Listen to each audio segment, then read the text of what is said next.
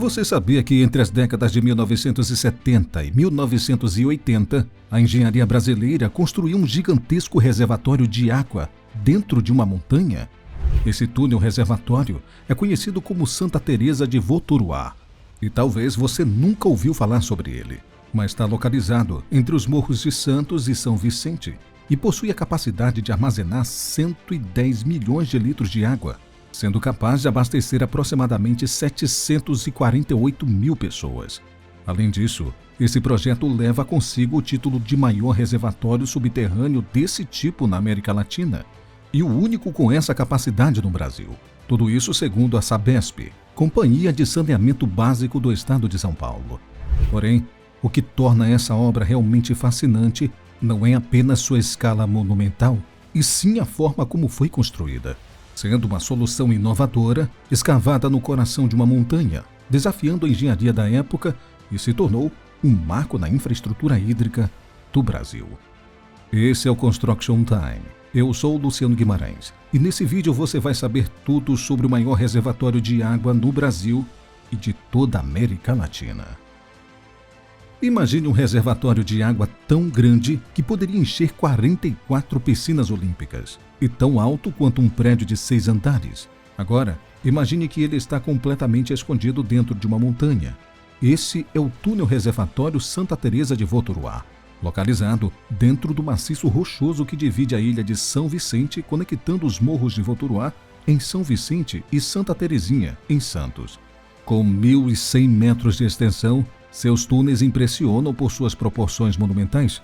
Com quase 20 metros de altura e 15 metros de largura, ele é dividido em 2 câmaras, cada uma localizada em um município. Mas seu verdadeiro diferencial está na localização estratégica. Construído a 42 metros acima do nível do mar, ele utiliza a gravidade para distribuir água para a população, dispensando o uso de bombas, o que torna a sua operação altamente eficiente e econômica.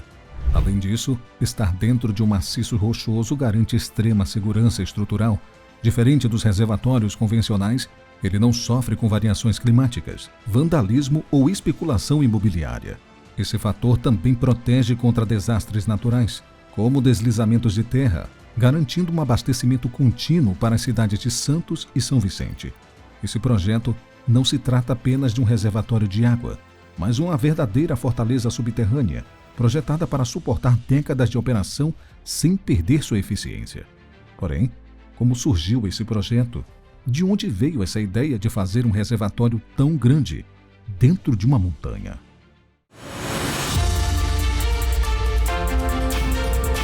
Na década de 1970, Santos e São Vicente enfrentavam uma crise hídrica alarmante. O crescimento acelerado da população e a expansão do turismo aumentaram drasticamente a demanda por água, enquanto os sistemas de reservatórios existentes na época não eram suficientes para atender às necessidades da região.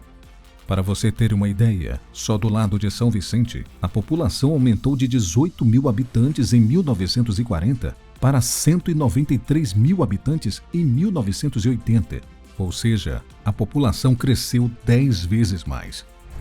Sendo assim, a Companhia de Saneamento Básico da Baixada Santista, SBS, responsável pelo abastecimento na época, começou a buscar alternativas para a construção de um novo reservatório de alta capacidade. Inicialmente, os engenheiros consideraram a instalação do reservatório no alto dos morros da região, onde haveria proximidade com os principais centros urbanos e condições favoráveis para a distribuição de água. No entanto, a falta de terrenos estáveis e o risco de deslizamentos tornaram essa opção inviável. Diante desse impasse, surgiu uma ideia revolucionária: escavar um reservatório subterrâneo dentro da rocha. A proposta parecia arriscada, mas apresentava vantagens consideráveis. Um reservatório dentro da montanha estaria protegido de contaminações, variações climáticas e ocupação desordenada. Além disso, a estabilidade do maciço rochoso garantiria a durabilidade à estrutura sem a necessidade de reforços constantes. Com a transferência da gestão para a Sabesp em 1975, o projeto foi revisado e finalmente recebeu um sinal verde para a execução. Dessa forma, surgiu esse megaprojeto que é utilizado até os dias de hoje. Mas quais foram os desafios para construir esse reservatório no centro de uma montanha?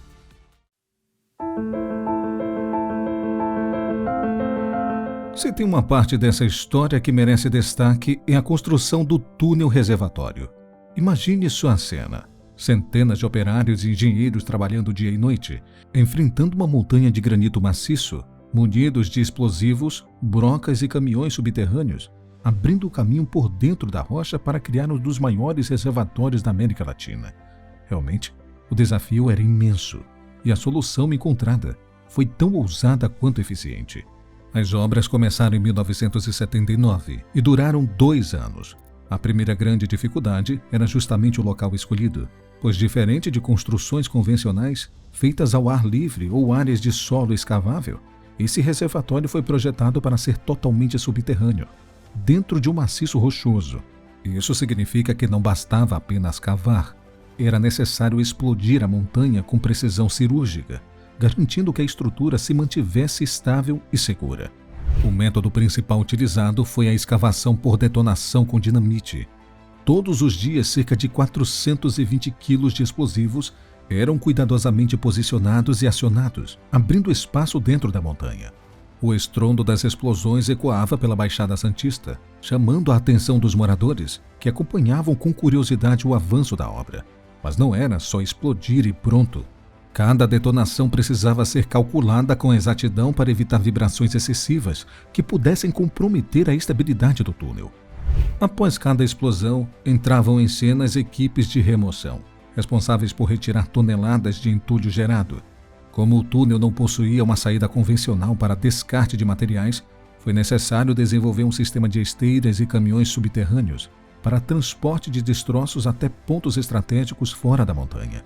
Esse processo era essencial para manter espaço no local de trabalho e o cronograma da obra dentro do prazo previsto. Curiosamente, a dureza extrema do granito acabou sendo uma vantagem inesperada.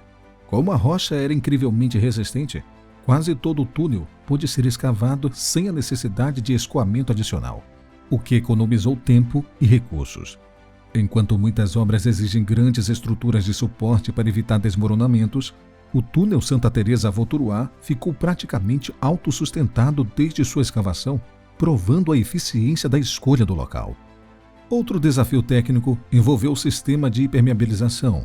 Mesmo sendo uma estrutura subterrânea, era fundamental evitar infiltrações que pudessem comprometer a qualidade da água armazenada.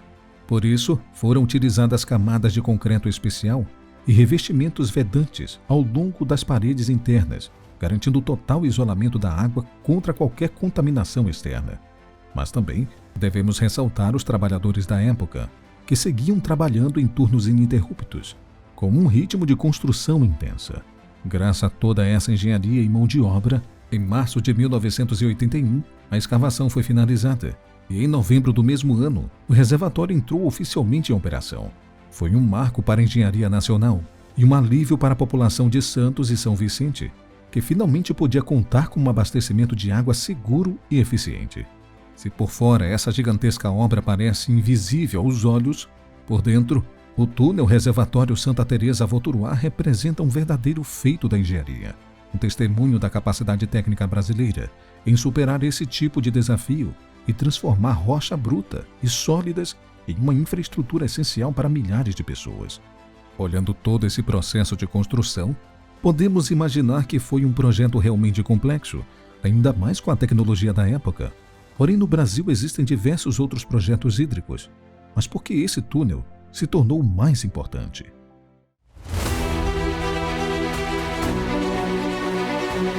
O maior reservatório de água do Brasil não é apenas um dos maiores reservatórios subterrâneos da América Latina, mas também uma solução alternativa eficiente quando comparado a outros sistemas de armazenamento de água. A maioria dos reservatórios urbanos é construída em superfícies abertas, em grandes tanques elevados ou em barragens que dependem de represas para armazenamento. Esses modelos tradicionais apresentam desafios significativos, como a exposição a fatores climáticos, risco de contaminação, altos custos de manutenção e a necessidade de sistemas de bombeamento para a distribuição. Nos grandes centros urbanos brasileiros, como São Paulo e Rio de Janeiro, os reservatórios de água são, em sua maioria, torres ou tanques elevados que precisam de constante monitoramento. Um exemplo clássico é o Sistema Cantareira, em São Paulo, que apesar de sua enorme capacidade de armazenamento, exige um complexo sistema de bombeamento para distribuir água às regiões mais altas da cidade. Esse processo consome grandes quantidades de energia elétrica e aumenta os custos operacionais. Além disso, os reservatórios superficiais estão mais expostos à evaporação, o que pode resultar em perda de volume em períodos de seca. Outro fator determinante é a segurança. Reservatórios convencionais podem ser vulneráveis a vandalismo e contaminação acidental ou criminosa, exigindo um monitoramento contínuo. Já o modelo subterrâneo de Santos e São Vicente é praticamente inacessível para intervenções externas, o que reduz significativamente os riscos de sabotagem ou contaminação da água. Além disso, enquanto reservatórios elevados ou barragens exigem investimentos constantes em manutenção, reforços estruturais e substituição de equipamentos, o túnel da Baixada Santista apresenta uma longevidade muito maior.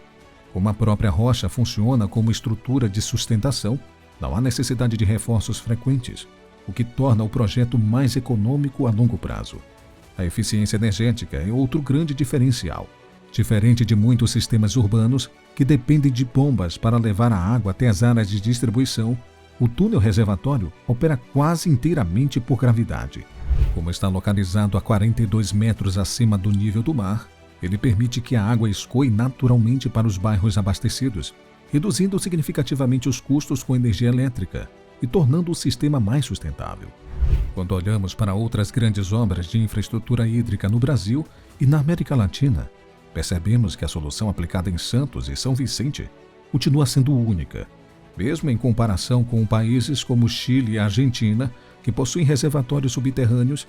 Nenhum se aproxima da escala e da funcionalidade do Santa Teresa Votoruá. Isso faz com que essa obra seja um verdadeiro modelo de inovação e eficiência para futuras infraestruturas de abastecimento de água em regiões urbanas.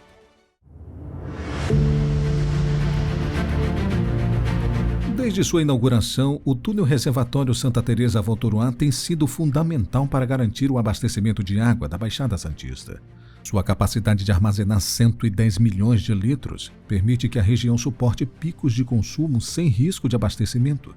Para você ter uma ideia, esse reservatório levaria em média 8 horas para ser esvaziado, levando em consideração o custo médio utilizado de toda a população de Santos e São Vicente.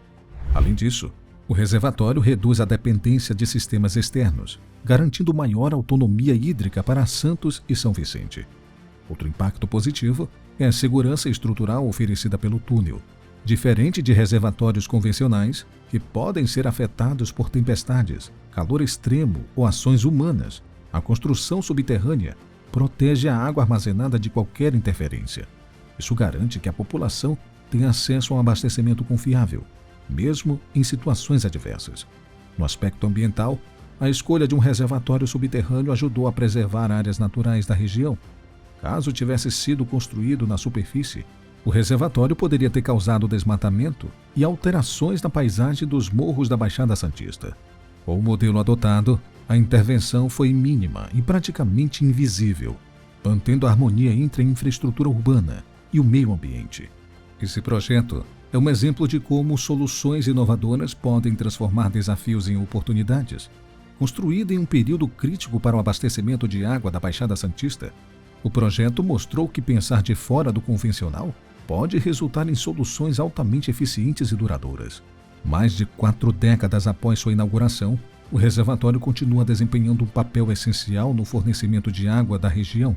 Com sua estrutura segura, eficiente e sustentável, ele se mantém como um dos maiores feitos da engenharia hidráulica do Brasil e da América Latina. Enquanto muitas cidades enfrentam crises hídricas e buscam alternativas para garantir o abastecimento, Santos e São Vicente continuam contando com um túnel que, mesmo escondido dentro da montanha, faz toda a diferença para a vida dos brasileiros que vivem nessa região. Obrigado por ter assistido este vídeo até aqui. Você conhecia esse túnel reservatório da Baixada Santista entre Santos e São Vicente? Deixa aqui nos comentários o que você achou dessa grande obra. Você acha que seria interessante que o Brasil adotasse esse método de reservatório de água? Sim ou não? Se sim, onde seria um local interessante? Deixa aqui nos comentários. Eu vou ficando por aqui. Um forte abraço e até o próximo vídeo.